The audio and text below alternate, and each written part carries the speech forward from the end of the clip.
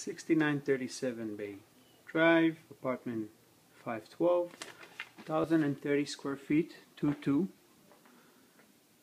The kitchen on the left when you come in would have to be renovated, but it has already dishwasher, everything pretty large and open. You have a large pantry over here,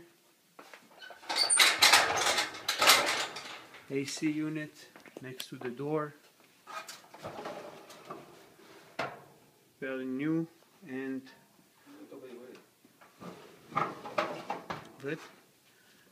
יחידת מזגן. זה הסלון ופינת האוכל, שיש לנו כאן אופיס ספייס שנבנה לתוך הארון, שזה מאוד מעניין.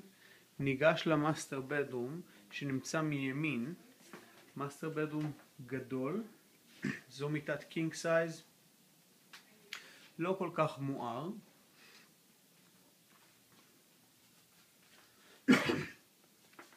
יש המון ארונות בגדים, מאוד גדול, לא ולה, שאפשר באמת לפתוח אותם ולאחד אותם כחדר ארונות אחד. ומקלחת שירותים שיצטרך לעבור שיפוץ מתישהו. קיור ונקרא לינן קלוזט או ארון מגבות. נצא כרגע מחדר השינה וניגש לחדר הילדים. החדר פה הוא טיפה יותר קטן, אבל עדיין יש לו שירותים ומקלחת בתוך החדר שבמצב יחסית טוב. חדר ילדים, פה יש גם אחסון, ארון גדול, ונצא למרפסת.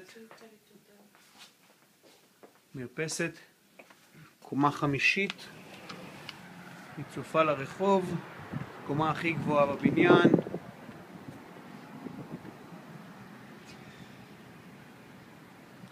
הבניין יושב על המים,